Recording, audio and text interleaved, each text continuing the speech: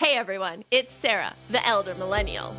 And this is Bill, the infant boomer. Welcome to Strengths on Fire, the podcast for strengths enthusiasts who want to have fun while leveling up. Get ready for a mix of powerful insights, unexpected stories, and plenty of laughs along the way. Hey Bill, you want to light these strengths on fire? Sarah, let's light it up!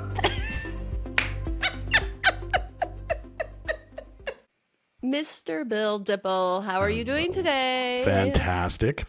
More important, how are you? How are you today? I am just feeling good. I'm feeling good. You're wearing red. You are wearing red today. today. And People say I look good in red. God, not you to look like good. toot You my own do. horn, but You look spectacular in red. That is thank absolutely you. You know, true. red's my color. We've got the Nebraska Cornhuskers, the Kansas City Chiefs. Oh. We've got Christmas. We've got love. We've got, What is we got the Kansas City Chiefs? You live in... I live in the Midwest, Nebraska. so I don't know East, what you okay. want from me. Oh, sorry. I didn't realize it was just the entire Midwest has taken on the Kansas City Chiefs. Okay, got it. Listen, we love a good red, you know? Well, you look, it is true. You look spectacular in red. Well, so. thank you. You sound spectacular always, as people love to tell me over and over and over Well, again. I put on green today so that my voice was extra, green and in tune. Sure. So, yeah, sure. let's go with that. Okay, Sure. This question is really fitting for our pre-podcast banter. Ooh, I love it. So I just want everyone to know who's listening. We were talking about Boss's Day just a second ago. And this is my question I have for you today, Mr. Dippel. Yes. If you had to create a holiday, what would it celebrate and what would be the key traditions? Creating a holiday. What kind of fun holiday would I do and what would the traditions be? Could I instill a holiday? Gosh, darn it. That's a really good question. Where would I go with a holiday? I mean, all the good ones are kind of taken, the ones that come to mind. I might say if I was going to start a holiday, it would be treat your assistant to, and I know there's an assistant's day, but I would say treat your assistant like the boss day, so that essentially the assistant gets to step in, be the, whoever your right-hand person is gets to come in, live the life, work it, and then truly appreciate. And then you get to be the assistant for the day and see how hard that is. It's assistant swap holiday day. I feel like that's what I already do with my assistant. I really need a boss. Could you just tell me what to do today? Because I really work better in that. Could you just give me some pressure? I need a moment of pressure to step in. Can you tell me if you think I'm doing a good job here? Do you think like the work I do is good? Do you think it makes an impact? Like, do you think if you were giving out grades would you give me an A+ or? Yeah. Sarah, one thing I have come to really appreciate about you is you do like your accolades. If I can give you an accolade or two, you are in. You're That's right. And you deserve them. Affirmation is my love language, and I know myself well enough to know that, yes, I like to be told I'm the soft, cute, little pretty kitty, and that I'm doing a really good job and trying hard, and everyone knows it. And what is great about that is I happen to know that, yes, the soft kitty is great. Here come the claws. When she wants to, here comes that one house cat you don't want to deal with, right? The one that's mad, jumping on you, got the claws. And I respect that. I mean, your work ethic, the things you do, the people that reach out to you, the amount of speaking that you're doing, the amount of coaching that you're doing, that's not cute kitty. That's right. Woman taking work. Lioness work, right? Yep.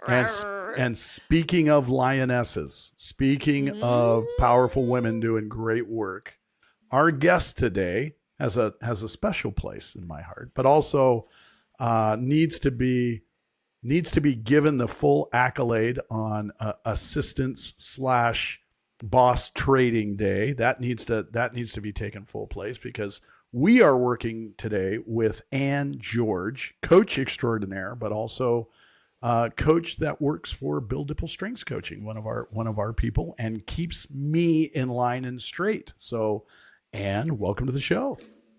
Thanks for having me. Yeah, I think it honestly would take a whole team to keep you straight, but I keep you like in the perimeters roughly. Yes. This makes sense. Yes. Yes. As I reached out to put this one together, I knew I'd be outnumbered today. I realized I'm in trouble. The two of you, again, have a certain age range of you. You know, I'm the lone male on the. I don't know. I feel like today's going to be rocky for me.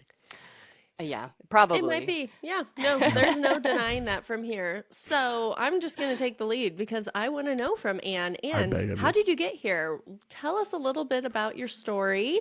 Tell us about your journey to strengths, to, helping this guy Mm. keep his ducks in a row, and give us your top 10. So my top 10 is analytical number one, learner, relator, strategic, empathy, developer, intellection, responsibility, individualization, and arranger.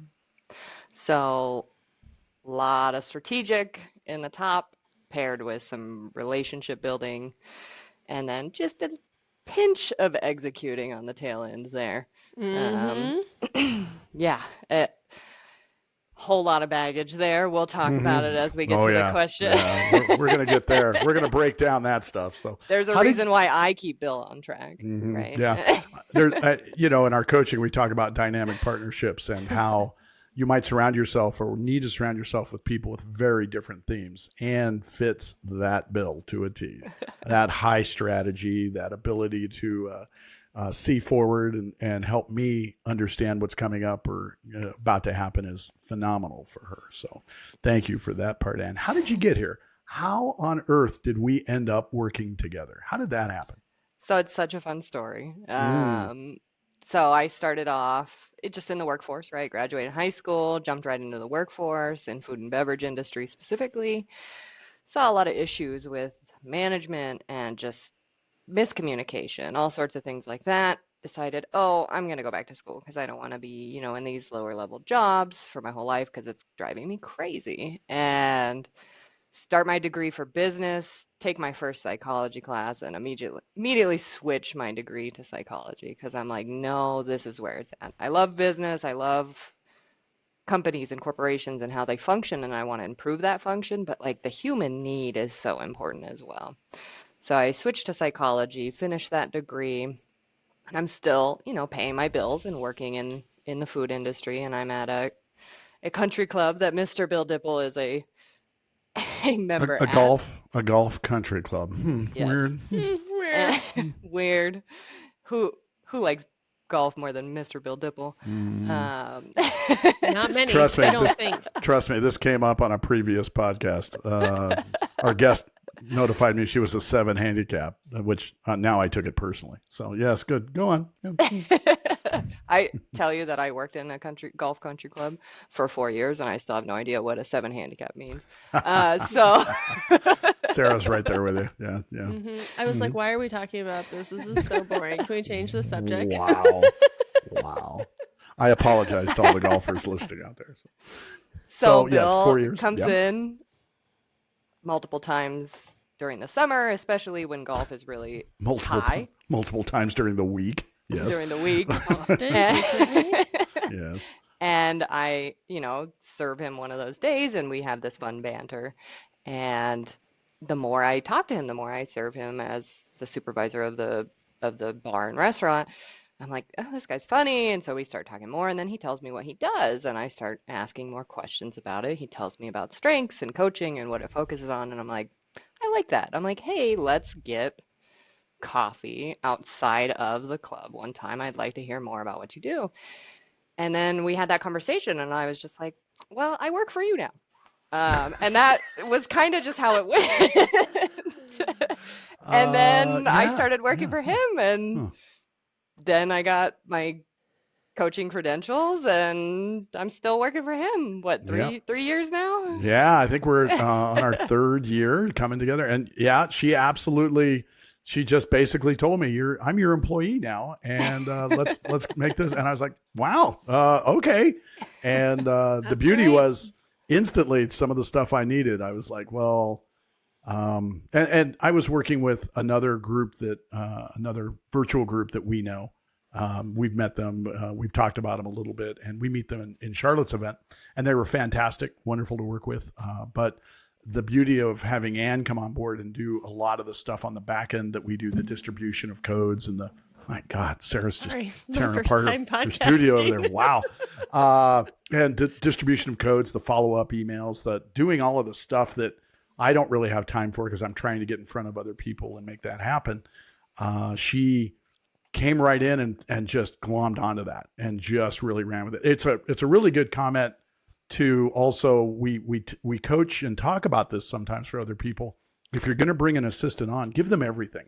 Don't bring somebody in and just give them, oh, I'm going to give you just one piece of my email or just a little of my calendar and everything else is too, private or whatever it is. There is nothing in my world Ann doesn't see. And That sounds that, frightening. yeah, well, it has its moments for sure. Yeah. It leads to just a wonderful working relationship, but it also leads to now I can do everything that I know I can do. And Ann has taken over so many of the other finer points. And then take the flip side of it. She went and got fully certified and she wanted to be on the coaching end. And then if it comes down to us co-coaching or working a group, Ann's all about it. She's there. She's ready. She has segments that we do in some of our slide decks that she's responsible for and she really resonates with and is comfortable with. So in all of those ways, the transition from, hey, I'm going to run this country club to I now work for you turned out to be just a really, really blessed event for Bill Dippel Strengths Coaching. So, yeah. And I would also say, Ann, I apologize for all of the other stuff that goes on in our world. So I don't know that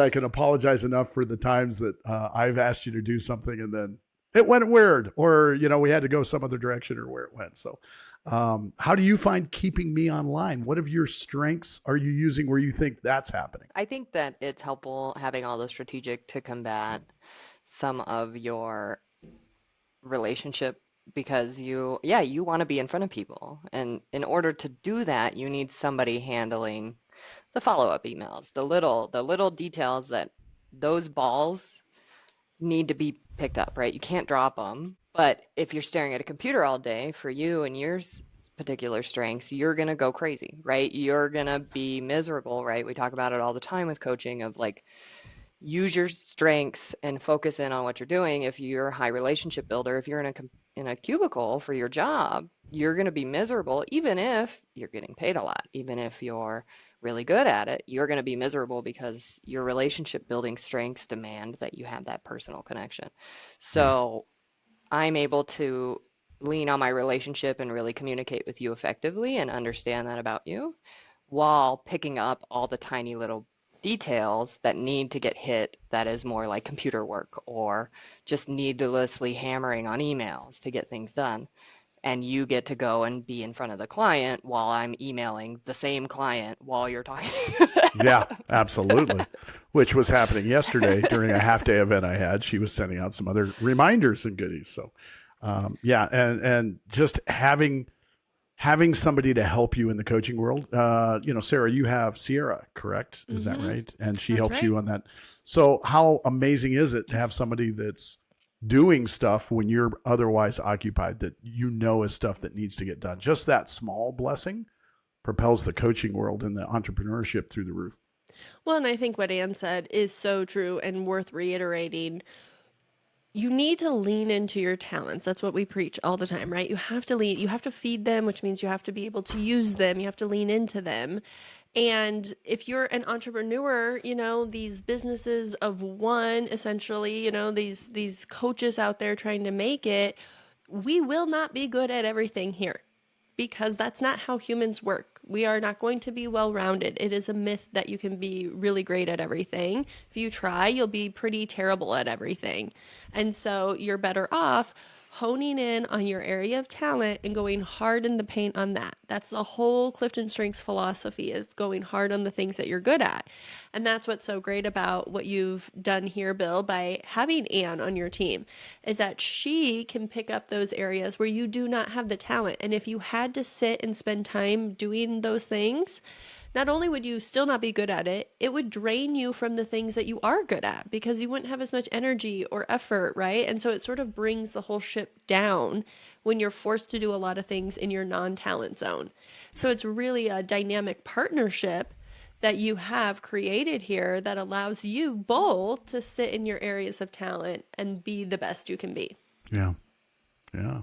I would also say one of our clients recently contacted me and said, "Hey, can you provide one of your other coaches to an event rather than you come and do it?" And up till then, all I'd ever heard from them was, "We need you. We need you. Don't pawn Mm-hmm. us off on somebody else." And they swapped it. They changed and said, "We want to work with another coach." Mm-hmm. And the beauty of this is, I've coached with Renee for years. So having her and having her ability to come in as a strategist provides another wrinkle for people to look at and say, oh, I really bind to that type of coaching. But what it also does is it allows you to know, hey, this particular group, they may want a different view than what Bill Dippel is putting out, than what Right. Sarah Collins has normally run with them. Let's get a different view in that. And just having the ability to have someone there that can provide that opens doors, right? Absolutely. It is a selling point that we use regularly at BDSC around, hey, you get to pick your coach. Who do you want to work with? Mm-hmm. I work with everyone at some level, but it doesn't mean if you pick me, you can't work with Ann at some level, or Renee, Right. or you want to work with Ann. It doesn't mean you won't work with me, right? You can, right? And there will be instances where Ann will feel, hey, I think Bill should be part of this discussion, and she can make that call. Another place that Ann has been incredibly helpful has been when we do blended hyper, both virtual and in real Mm-hmm. life Hybrid. events. Yeah, Mm-hmm. hybrid events. Ann is our online coach. So we will split, and then when we break to doing some of the workshop stuff, she will be running the online side of it, and then Mm-hmm. she will come back and know who should contribute and who should do other things. And your ability and your strategic in that really shine. Your ability to know where they are and how they do that, but you also have high empathy and high relator. How does that drive from a coaching point of view and your online coaching with them? How do those roles come into play for you? How do those themes affect your coaching acumen and what you do? Yeah, I think the high empathy actually is what drove the hybrid pivot. I think when I first started coaching with you and I went to the workshops and the events, the first couple times we had hybrids and there was people on the screen, we would get feedback that they didn't feel connected, they felt ignored, they didn't, or even I'm just sitting in the room like, how do we engage these people, right? They look bored or they just have their screen off. So who even knows what they're doing, right? We're getting a couple seconds where we have them answer the question, but even where the camera is positioned in the room, like our backs are to them. And I'm like, we can't keep doing this. We have to give them something, right? The workforce Yeah. is changing. The workforce is has adapted where hybrid and completely virtual are becoming more and more commonplace, more and more acceptable. So how do we as coaches pivot our coaching style from a fully in person to a hybrid? And to Bill's point, the fact that we have multiple coaches allows for that, right? Now Bill can be in person with the in-person people. I can be online with the online people. And when we do a breakout where we pass out a worksheet and everybody fills it out, I can now go into a breakout room on Zoom with those virtual people and Mm-hmm. engage with them directly, answer their questions while Bill's answering the in-person people's questions.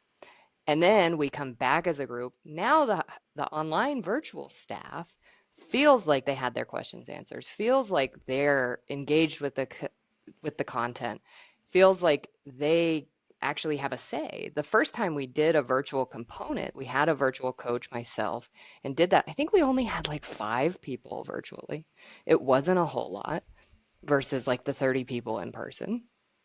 And every feedback from those 5 people that came in was like, thank you so much for like I felt like I was not ignored, right? I think a Mm-hmm. lot of virtual staff when they have group meetings, they feel like they're just sitting there. They don't really get engaged with the same way. And so my empathy, even just sitting in the in-persons the first couple times, the client asked, "Hey, we have some people online." I was like, these people are just like getting ignored. What are we doing here? Yeah. So I think my empathy played a huge role in how do we adapt as coaches to include those people. Yeah, and I feel like you hear that empathy, the strategic, and probably the arranger to get it done, to orchestrate it, because that can be one of the challenges with the hybrid is the logistics of it all, right? And so smart to have two coaches, one in person, one online, to engage those people and for you to see, hey, there's a need here. And this is something that can set us apart because we're going to engage those people who are inevitably online, whether they work remotely or they're just gone that day, right? Because now we let anybody call in from anywhere. And so, what a great way to use your themes to make sure the engagements are still engaging. Yes, Yeah. exactly. And I would also, as I know you and I hear you talking about it, your election is number 7, right? It tends to be when we talk, you are very precise about what you say. When I watch you coach or have the ability to sit back and watch you lean into your coaching, you're very exacting about what you want to get across, but also how you present it. I truly appreciate that component. Do you find that's true for you in an election? Are other people pointing that out in the way you see it, or do you see yourself from that intellectual side? Yeah, I think it's a lot of my strategic themes. It's not just the intellection, it's the combination. And it's the combination with the empathy. It's really funny. My partner Everett, who we've talked about before, he he says that I would make a really scary supervillain because I'm very exact with my words and the way that I can present things in like layman terms can be perceived as kind of like, oh, don't use that for evil, right? Mm. One of my detailed boxes for strategic, which is my number 4, is that I'm really good with language. I know how to present language in the way that other people are going to understand it. I can take a concept or a thing and present it in layman terms, but not just layman terms in general, but if I know the person well enough, I can communicate to them the exact way that I know they receive information versus just how I think about things, because I know that not everybody thinks the same way, right? That's kind of why I was drawn to Clifton Strengths because of that concept. Ooh, you can hear that learner learning about people, right? The strategic, and then you couple these strategic thinking themes with empathy, developer, individualization, relator, and I can see the Everett's point about the supervillain. It could be used like with great power comes great responsibility. How are you manipulating us? Because you're thinking so strategically, but you have the touch and the pulse on the human in front of you. You can see exactly what they need to hear to understand this concept. And your strategic brain is thinking about it so quickly that you're able to do it. And I bet when you walk away from the situation, you even think of new ideas for next time because that intellection loves to noodle on stuff. And it only gets better with some time to think about it more. So if you get to re-engage with people, you probably have even more insight on how to get them to do the things you want them to do.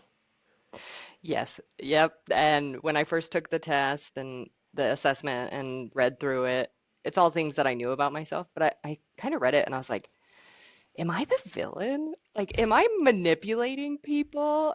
Like, for real, right? And that's I could be a scary supervillain thing of I am pivoting how I talk to get my point across more efficiently. So I'm currently Mm-hmm. using it for good.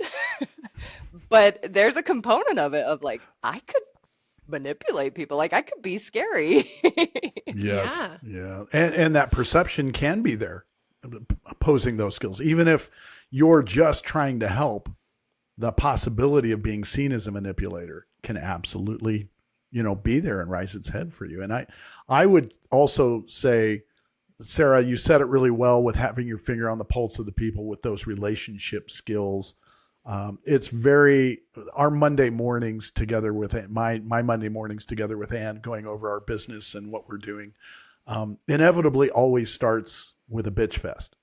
Inevitably always starts with a gosh darn it, that client didn't get that done, or Gallup is having a problem with the website, and we're having this issue, or something like that. So inevitably, it starts there. But the journey I love in that, and the reason I actually appreciate that, is one, again, with high intellection, but also with good strategy themes and having a good people basis around her. I know what she's going to bitch about, one, probably matters. There's something to it that we will need to address. And two, takes in the emotion about other people. So there's going to be that. So when she does, and we're human as coaches. So when she Mm-hmm. goes, hey, that client, crap the bed right there because they're not keeping up with this or that. She is aware of what that looks like for them and what it feels like to me. That's where I really appreciate. And gosh darn it, now I got to call the CEO or the COO, and we got to make the next move. And and having that strategy so helpful for me in your coaching or even in your personal life. You mentioned Everett. Where else is strategy like super important for you? Like your job transition, your ability to be with Everett and he's got a couple of jobs he does. And how do you guys strategize that together? Where does that play for you? So I strategize everything. Good. Yes. So it plays for me everywhere. You're right. It's everywhere, right? It doesn't end at work. Our strengths are who we are every day outside of work, in our relationships and our friendships, in our hobbies, right? Even in golf, I'm sure you talk a lot, right? Uh, No, Well, I'm sure. never. Probably making friends with that beer cart girl. That's one No. thing I know about Yeah. golf. Yeah. Yeah. Oh, they know me now because they have the regular beer cart girls. So Yeah. now they're just like, Mm-hmm. "Hey, how are you?" So yeah, I'm known as the tipper, I think, apparently. So yeah, no, I it's think that's the thing. everywhere. It's I think it's good for people to take the Clifton Strengths Assessment, even just within your relationships, to recognize how different you are from your partner and how you manage your life, your household, everything, right? We have jobs to deal with, we have pets, we have kids, we have whatever, right, to manage. And if you're both leaning into the things that fuel you, it's going to make things more successful, but it also helps so much with communication. I think a big thing I try to portray when we're with clients is I think we all know on some level that we think and process information differently, but we don't have the language to communicate it. So it's just this ethereal belief that we think differently, but we have no way to communicate that to each other. Mm-hmm. I think a fun example of mine and Everett's communication differences, and I'm very high strategic, and he is also, like Bill, very high relationship. And so we've had struggles with communicating, and we both take the assessment, and I'm like, oh, I knew 90% of this about you, but I didn't have the terminology to Mm-hmm. explain it. After 10 years of being together, I knew these things about you, but I could never put it to words, right? I think I guessed 8 of his top 10 before he took Yeah. the assessment, right? yeah, as Well, and if coaches, you're we never do that. No, no. well, and if you're anything like me, I would say I couldn't put it into nice words. I could say what my husband was doing. I don't Yeah. know that I could have said it in a positive way, but like I could have told you what those traits look like to me. Sarah loves saying this system allows you to turn criticism into Recognition. recognition. And now I Yes. know where that basis comes from. Corey, if you're listening, kudos. You got there, guys. It was good. So yeah. Well, yeah, it I agree completely. There was probably a lot of a complaint list of like, Mm-hmm. why don't you think about these things the way that I do?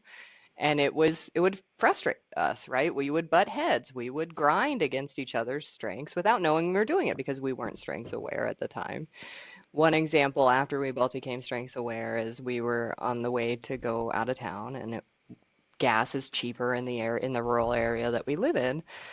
And I told him, hey, let's stop at the trucker gas station on the way out to fill up, so we don't have to fill up in California because the gas is expensive there.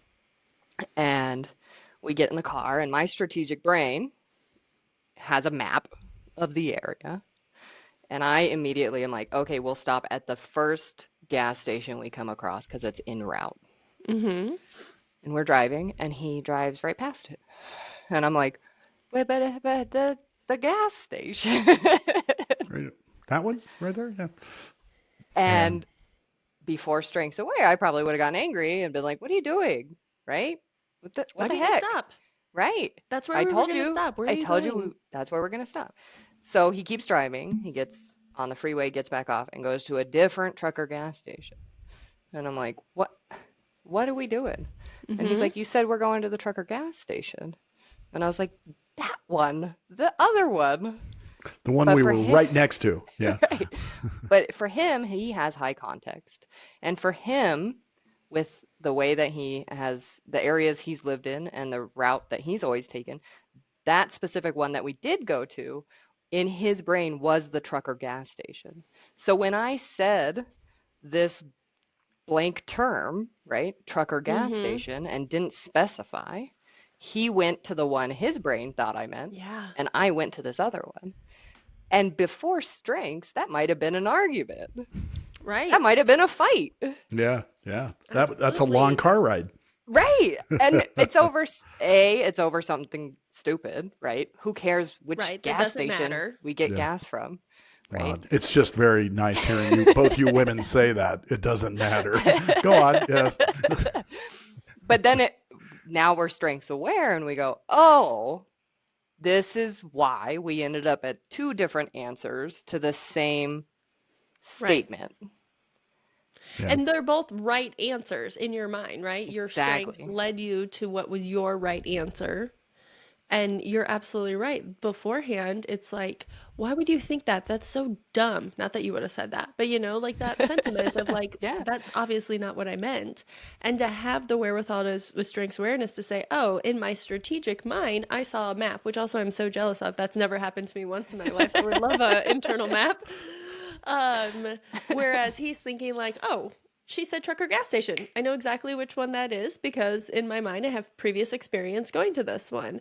And so the way that we anchor, and think about this for the listeners, you can do this in your marriage, you can do it with your adult children, you can do it at work, you can do it with your own parents.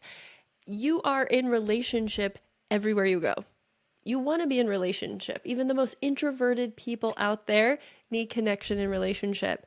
And the way you can just smooth out and bring empathy. Anne, you have high empathy, but even people who don't have empathy as a strength, we need empathy in the way that we interact.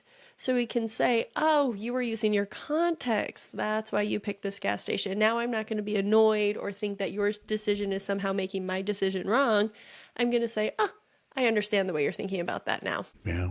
Yeah. Really good. And I actually coach Everett as part of a relationship with Anne because I know it means a lot to her. So I get to work with him, and his context comes up in so many ways. I hear your version of it, Anne, and I love the thought. I'm guessing he probably stops at that gas station regularly. And so for him, contextually, that is the gas station, right? That is Mm-hmm. his normal contextually. That is it. That's where I go. And that's such a really clever breakdown of, hey, this could have been a moment, right? This might have happened, but I can let you off the hook, and I know why you did it. And I just to have two women that are big in my life say it didn't really matter. Oh, just warms my heart. Oh, I feel vindicated in some subtle way for the men that listen. I'll just put that out there. So no, Sarah's shaking her head. She's not having any of it. All right. I don't know why you're taking this up as a man issue. Just I heard a woman say it didn't matter. That's all. I don't know what you think doesn't matter. I'm so confused. What are we talking about? I feel like we're not on the same page right now. Oh my God, it's so funny. All right, so let's talk about another man in your life, Anne. I love talking about Everett. I think it's good. When you deal with me, right? When you have to work and think about This episode's not about you, Mr. Dippel. No, this not at all. episode's about He Anne. thinks What it you is. keep bringing It it back is. to you for? It is, but listen to this. When you deal with me, it's very different than when you're dealing with other people, other coaches. Renee, how we get together. Where are your strengths in play at that? Because it does bring up a difference in how you relate with the people that you have to deal with quite frequently. Yeah, it's my superpower again, right? I strengths just makes me be able to lean into it a lot faster. So you know, read Bill's assessment. He's high relationship building. So when we have those Monday morning meetings that start off as a bitch fest, Yes. we're relating, right? We're asking Mm-hmm. how our weekends were. We talk about these things. We talk about relational things. Then we get to the the meat of, okay, XYZ needs to happen this week, and then the meeting's over. Whereas when I deal with a coach like Renee, who also leads with strategic, it's like, okay, here's what we're talking about today. Bam, bam, bam. Oh, by the way, I hope you had a good weekend. Have a nice day. Conversation's over. So I'm using that same superpower that I described Mm-hmm. earlier of I am interacting with other coaches and adapting the way that I communicate within meetings or within sessions differently based on the coach that's sitting across from me. And that is just heightened and it's expedited because I have their report and I know what's going to fuel Mm-hmm. them. I can lean into that better very quickly just from having their report instead of having to take, 2, 3 years to get to know the person and then use that superpower to lean into what they need and how they receive information. Yeah, so it's like a social shortcut. You're able to sort of short circuit the process of getting to know someone. The S's, social shortcut, Social short shortcut to short circuit. circuit. You did that far Ugh. better than I How could much have. wood would a woodchuck chuck if a That was woodchuck would? that was really impressive. But yeah, I agree. She has that shortcut that she can take in order to know, hey, this is what I bring to each of these. Right. Mm-hmm. Yeah. I want to ask you more about your intellection. I think intellection is such a fascinating theme. It is a superpower. I work with a lot of people who have it, and it shows up in different ways of, noodling on things. Sometimes it can slow them down because they want to be able to take the time to think about things. Sometimes they want that extra preparation. Like I've heard people with high intellection say, like, I like an agenda for a meeting because I want to know what's going to be talked about so I can pre-think about it. Even if I don't need to pre-think about it, I just want to know I'm prepared. So, in what ways do you see your intellection show up? Especially, I'm thinking like you work with Bill, you work with Renee, they lead with different strengths. How does intellection flex and where is it maybe strong and where does it struggle? I think your description from what some of your clients say is 100% accurate. I think there is moments where it does bog me down. I do feel extra levels of anxiety if I don't have prep, Mm-hmm. if I don't have the time to just think about what you're going to ask me. I think even just getting ready to set up this podcast and me and Bill talking about it is like, you should send people a list of what's going to be talked about. Mm-hmm. Because for my high intellectual buddies, if we go on here and we have no idea what you're going to ask us, it's going to be really hard for us to answer on the fly because we want to give answers that have been thought about, right? Mm-hmm. Questions and things that we're discussing, we want to take the time and put in the energy to give it a fully vetted answer. Whereas if I'm put on the fly, I can still answer it, but I'm going to go home. I'm going to think about it for Yeah. 2 hours and think about how I should have answered it differently. And it's going to drive me crazy. And that's the bogged down portion of Mm-hmm. intellection. Something that Bill does that I really appreciate because he knows Oh, I have that high thank intellection. God she said appreciate. I was looking for the something Bill does that Okay. drives me nuts. Yeah.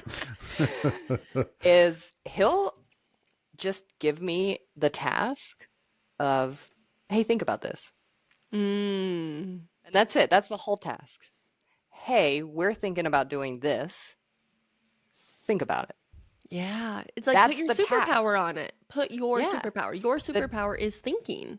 exactly. So the task isn't, hey, get this done. Hey, I need this by this date. The task is, hey, think about this. And let's talk about it again next week. Ooh, I think that if you are a leader or a manager and you work with someone with high intellection, look at how much you can fill their bucket by giving them the task of no task, but just to think about Just it. to think about it. And how often do you come back and say, "Hey, I've been thinking about this and I have these ideas or I've got this plan or whatever it is." Yes, I'm I'm it's I'm I'm taking that as Sarah called me a good boss. I'm just taking it as a win for the Take moment, it. right? Yeah, Absolutely. I'll take it. And I would point out too, Anne, when I give you that ability and I ask you to do that, what ends up happening is fantastic in that I get an email and the email is long and it is thought Mhm. out and it has multiple options. Whereas if I put you on the spot and said, "Hey, we're thinking of doing this. What do you think right now?" Right? And we'll make some plans. I'm not going to get all that great, wonderful Right. data. I'm just going to get a I don't. Yeah, it seems okay, right? We're there. Whereas when I say think about this, I don't even have to follow up with a hey, what did you think? What's going to Right. happen is 3 days later, an email's going to arrive, and that email will highlight every possible scenario. Well, and I imagine with your learner and your analytical, you've been doing research on it too. So you're Oh not yeah, just thinking, but you've got your sources are cited, you've got, other, whatever it is, websites to reference, things to do in the email that is like, "Hey, I thought about this. I did some research. Here's what we know.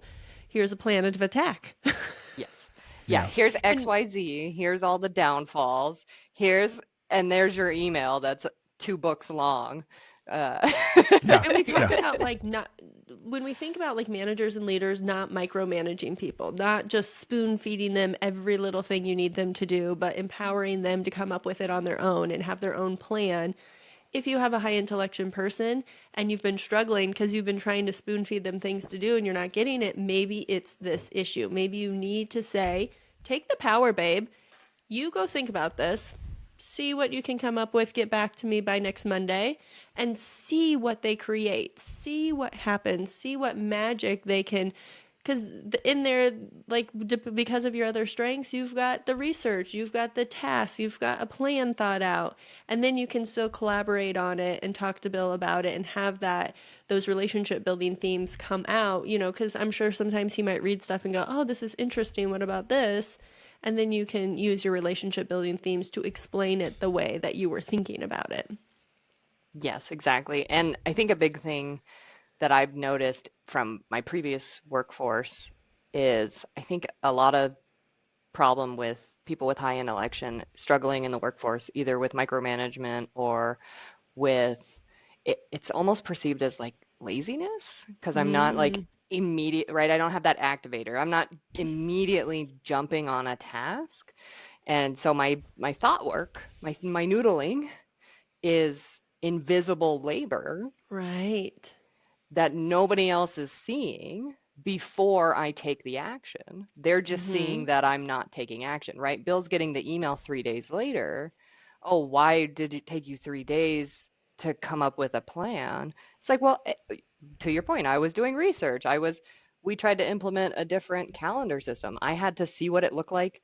I had to create the account and then I had to see what it looked like from the user side Mm-hmm. instead of the back of the house of the website, right? Like I was doing all Right. these things, but because we didn't immediately jump into it, it might be perceived as, laziness in the workforce. And so, yeah, I think in election, it is one of those invisible labor tasks that is under recognized in the workforce. Yeah, but so powerful if we can give it its space and let it run. What a powerhouse, right? I think sometimes it is easy to let our influencing themes, relationship building themes run out in front. And a lot of times those people get the kudos, right? A high activator, like, "Oh, yes, I'll do it, I'll do it, I'll do it." I totally am like the little golden retriever of strengths. And that is great in some aspects.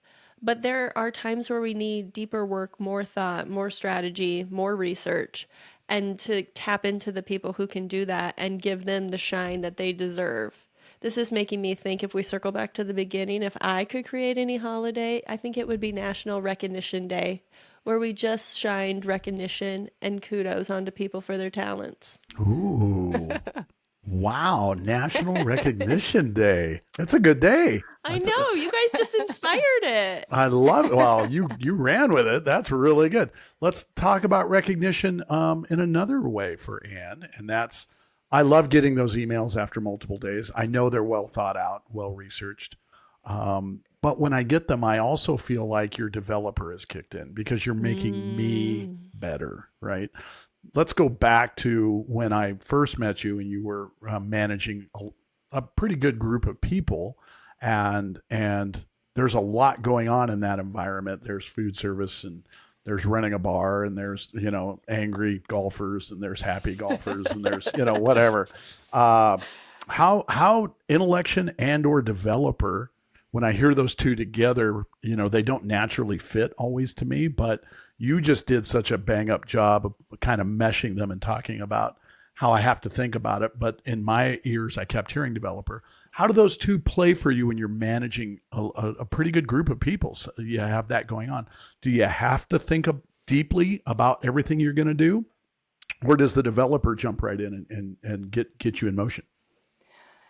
So developer, that industry is very on the fly. So it took, right, years of experience to be able to pivot on the fly to a lot of tasks, a lot of dealing with staff, but there was almost always a lot of circle back, right? That exact Mm. scenario of, all right, here's what I said in the moment.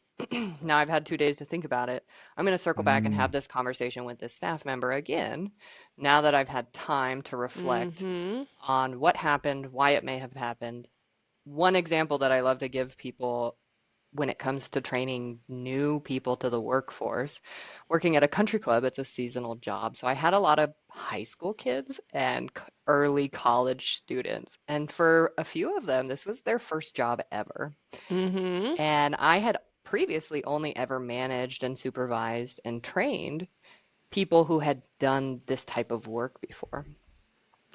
And I remember one of the young staff members, his first job ever, I sent him to do a task and I gave him basic instructions that I probably would have given to anyone that I was training, with enough details that if you had been in food and beverage at any point in your life, you would have understood what I meant. And then I get over there and I look at the task and I'm like, this is not right. This is so wrong. Everything about this is wrong. And I'm looking at it and I'm taking a beat and I'm like, I understand how you got here. I understand how my instructions resulted in this, but this is not what I meant. And so I obviously corrected, show him how to do it correctly. And then I had to go home and I had to think about it. And Mm-hmm. I had to adapt my management style to deal with staff that this is their first job ever, right? It's a whole Mm-hmm. different ball game training someone from scratch versus training someone how a new job is when they've already been in the workforce. And so I did the developer part in the moment, showed him how to do it correctly, but then I had to go home and I had to say, okay, how would I communicate that task differently in the future to support a staff member like him who doesn't innately know what I mean by this language? How do I now change, right? So then I noodled. How do I adapt my management style to accommodate this younger staff, these new people to the workforce? So that is how it really helped me as a manager with that specific niche of workforce, right? You're dealing with young kids that have never been in the workforce before. All right, develop you in the moment, go home, adjust my management style for the next moment, and now I can handle it differently in the future. got it. I hear them. You hear them weaving, Mm-hmm. And right? the empathy to like have the awareness when you see that he did it wrong, to be able to look at self and say, oh, I explained this in a way that made sense to me in the moment, but was not what this person needed. And so instead of being like, why did you do that? That's totally wrong. You're like that sort of like dismissiveness of it. You're able to say like, okay, let's correct in the moment. We have to think on our feet here. but then think about it and come back, and it just really shows that empathy coming through with that developer, that intellection, and really that strategic too. How can you strategically do this better? Now I have to think, probably now and in your previous role, that arranger served you well. Arranger is an executing theme. She's usually pretty good at thinking on her feet. I always call her the coordinator of chaos. Not necessarily organized, can show up as organized. I have it though, and I clearly am not organized. Um, but really, like, I think of the Tetris game. The Mm. pieces are coming down, and the faster they go, the better a ranger gets at do do do do do. Tell us about how that shows up for you.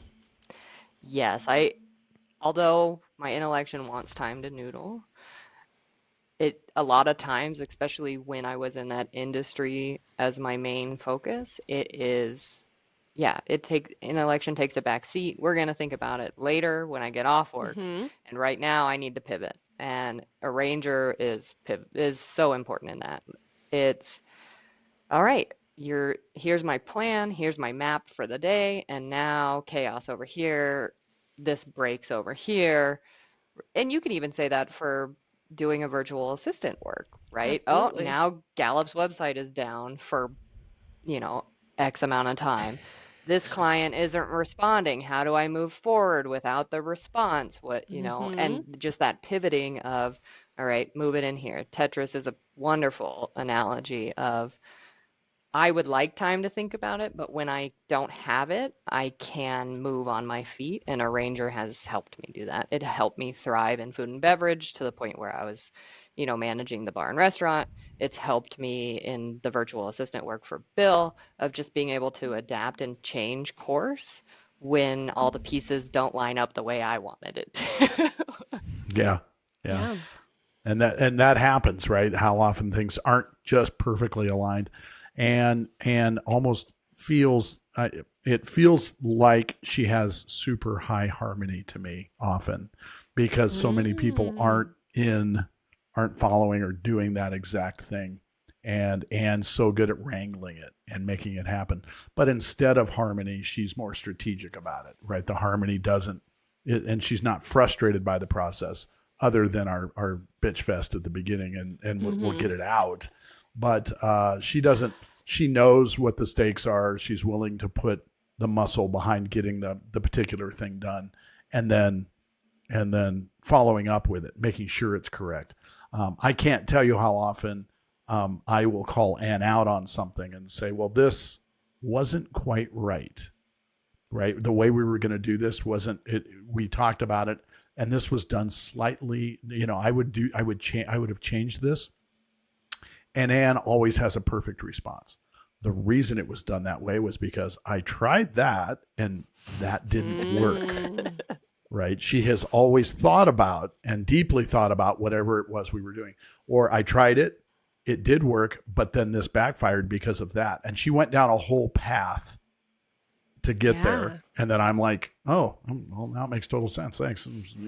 Glad you did that. The other thing I want to point out, and I want to make this point for the audience because I think it's a question we get all the time.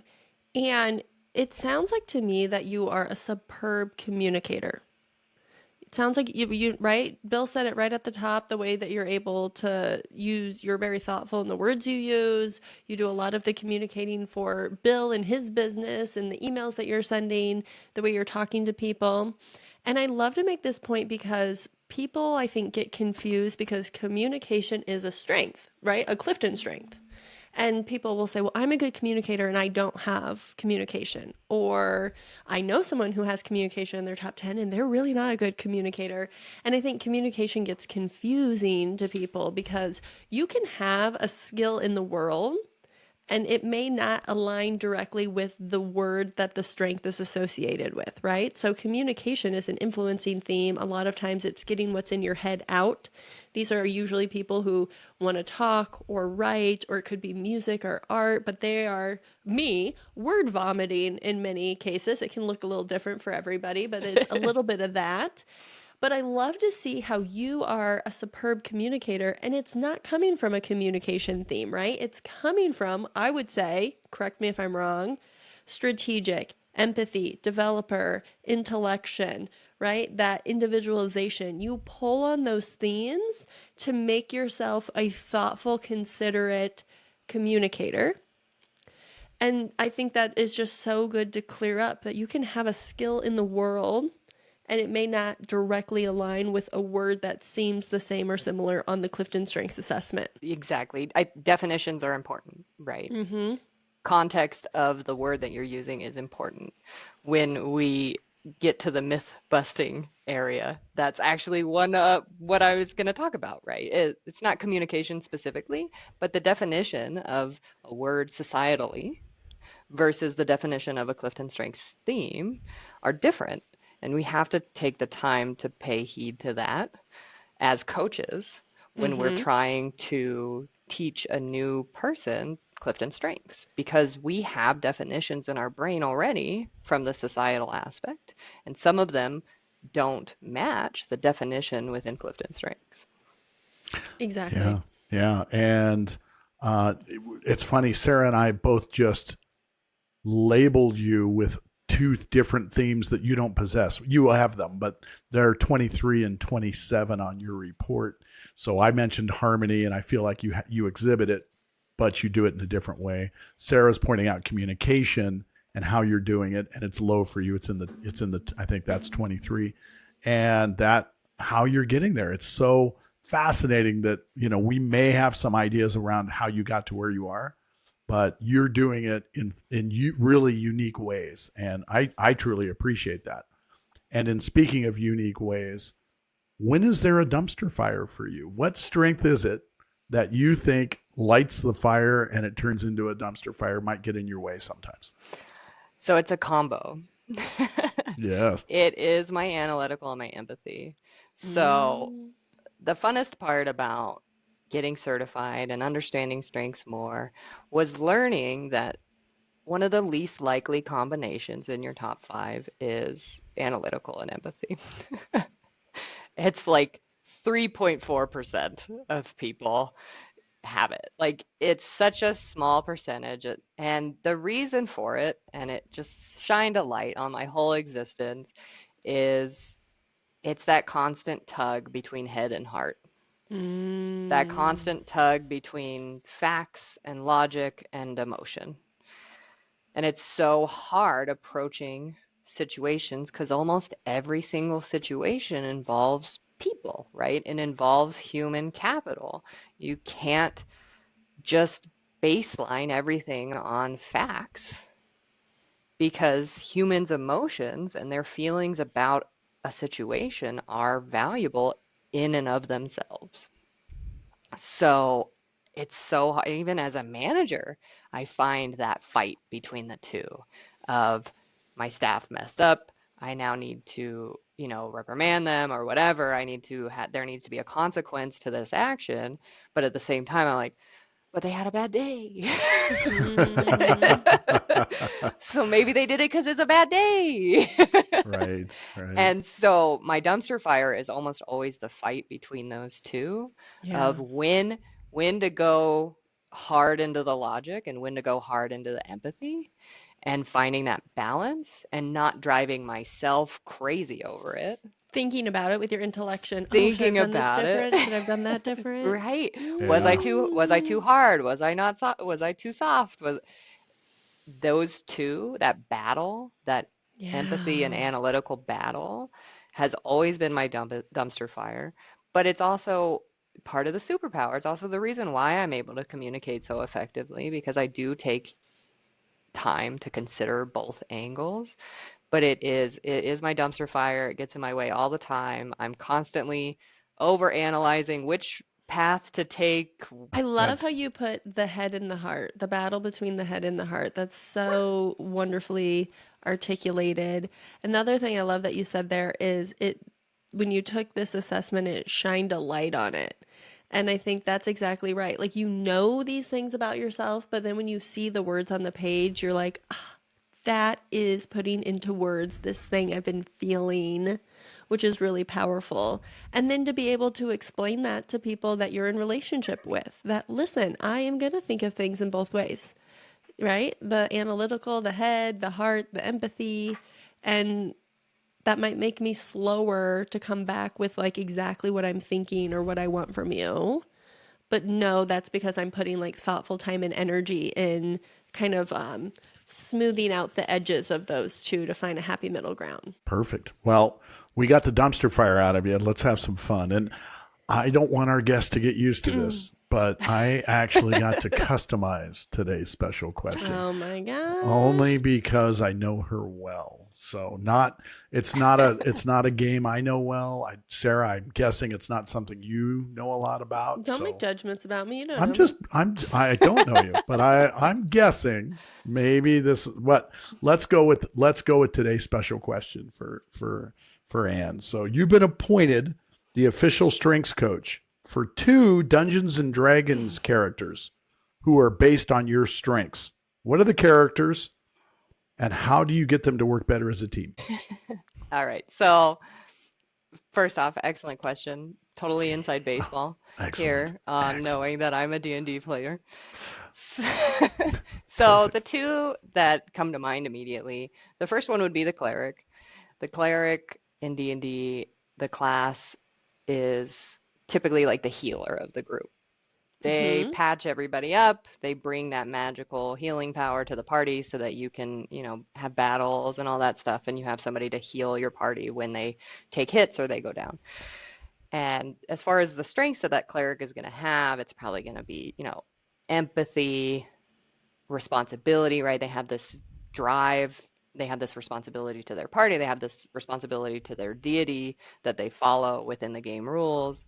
And they have that relator where they connect to their party. They got to take care of their people, whether that's their deity or their congregation or the party that they're currently traveling with. And then the flip side actually is going to be the rogue.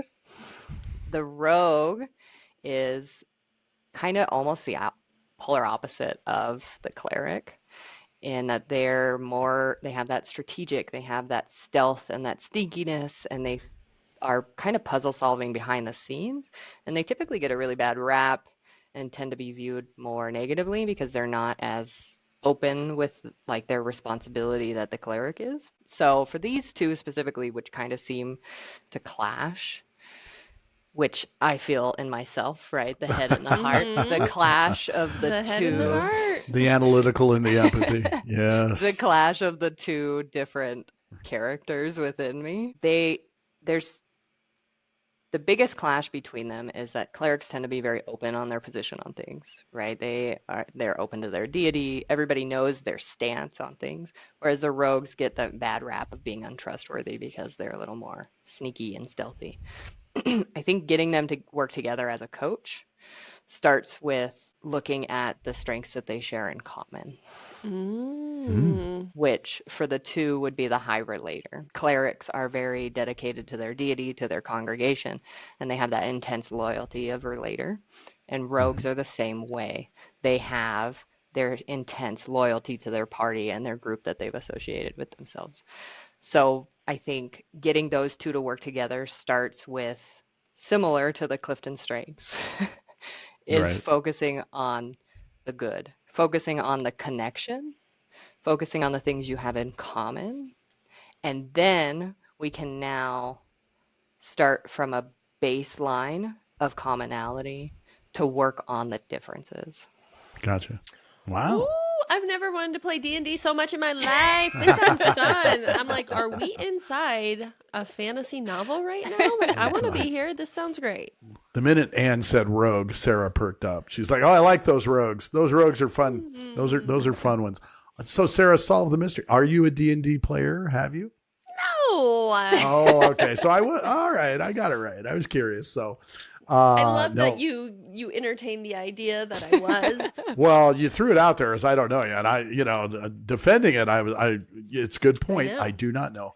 I didn't know it about Anne either until she brought it up. We were out doing an event, I think, to celebrate her 1 year with us or something like that. And she was talking about D&D. And the night just turned into a merciless heckle fest around D&D. I will tell you, my husband was a big player of Magic the Gathering. So he was a real huge magic player in high school and then has made some resurgence of it. And we have a bunch of cards in our basement, magic cards. So I know that that is different. But I feel like in the same realm of gaming. Is that right? Do we know? Am I talking out of my butt?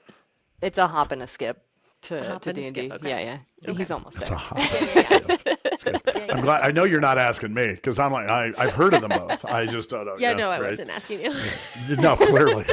You couldn't see who I was looking at, but I was only looking at Anne. It was I think hard. magic Yeah, it's is hard the on the gateway screen. drug. It's the gateway drug. Oh, That seems right. wow. That seems right. Wow.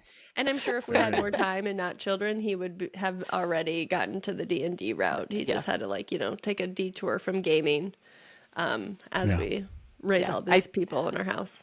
I think all the card games from us growing up, Pokemon, Magic, Yu-Gi-Oh, those are all gateway drugs to D&D. Yeah. Nice. Yeah. Nice. Very nice. I support it. I would be happy if someday my husband and my son were playing D&D. I think that is great creativity, logic. I think there's a lot of great skills there. So Not in front of a screen, actually having to think and talk and work it out. Yeah, I love it. I know. I'll say I love it now until Ann and I have to talk on Monday, and then I'll be like, oh my God, D&D. So, and she'll tell me we had a party this weekend. Yeah, she'll be like, we had a party this weekend. Like 8 of us got together, and we had to do. And then it went until like midnight. I'll just be like, and it's I think it sounds great. I think it sounds great. I want to be a part of it. Anne, it is just such a pleasure to have you on the podcast. Thank you for coming on. Thank you for sharing with us about your strengths and giving us a little insight on how Bill actually makes this business function. Not insight. I think you've just met how it happens. Period. It can't be me. It's Renee. It's Ann. It's the culmination of all the other stuff I need. So that's right. It takes those great minds. All right. Well, Ann, thank you. Sarah says it well. Thank you very much. I'll let you get back to whatever you were doing before this. I'm sure it was mission critical for Bill Dippel Strengths Coaching. So get back on that. And thank you for coming on, being honest, having some insight on it. And side note for our listeners, she was our test bed. We actually tried to do this and thought, let's have Ann on and just try it. So this is actually a second go round for Ann. This one actually gets posted. We actually do that. So I love that you came back on and you were brave enough, Ann. Very, very impressive. It's only because you gave me a cheat sheet of what to prep for. And all of the cheat sheets that all of our guests get, you can thank Ann for it, because Ann, after the test bed, said, if you don't send cheat sheets, the people will not be on. And so all of our guests can thank Ann. Yes. So Ann, we would like to know, on a scale of 1 to 10, how much have we improved since your first episode with us? Very You don't meta. have to answer now. You go think about it. And Very you can tell meta, us in but 2 good. to 3 business days, okay? And you can just include any research you have with it. We would appreciate that. And the good news is she'll send it directly to you. She'll bypass me. She does that a lot. She's like, I know how to deal with it. Yeah, it's great. So awesome. Thank you, Ann. Thank you very much. And we love having you on. We will talk to our arsonists on the next episode. Thanks for listening. And we will talk soon. Bye. Thank you for joining us on Strengths on Fire. If today's conversation sparked something in you, be sure to subscribe, share, and leave a review. We're here bringing you fresh insights to fuel your growth and ignite your potential. Remember, your strengths are powerful, so let's keep the fire burning. And if you're looking to transform your organization through strengths-based strategies and coaching, reach out to Sarah Collins, founder of Collins Collective, or Bill Dippel, founder of Bill Dippel Strengths Coaching. Connect with Sarah at wearecollinsco.com, follow her on Instagram at sarahcoachcollins, or email her at sarah@wearecollinsco.com, SARAH. You can reach Bill at billdippel.com, Bill, DIPPEL.com, or on Instagram at Bill Dippel Coach, or email him at bill@billdippel.com. Please note, the opinions, views, and interpretations of Clifton Strengths expressed in this podcast are solely those of the hosts and the guests. They have not been approved, sanctioned, or endorsed by Gallup in any way. Until next time, keep your strengths on fire and let's light up what's possible together. Bye, Bill. Bye, Sarah.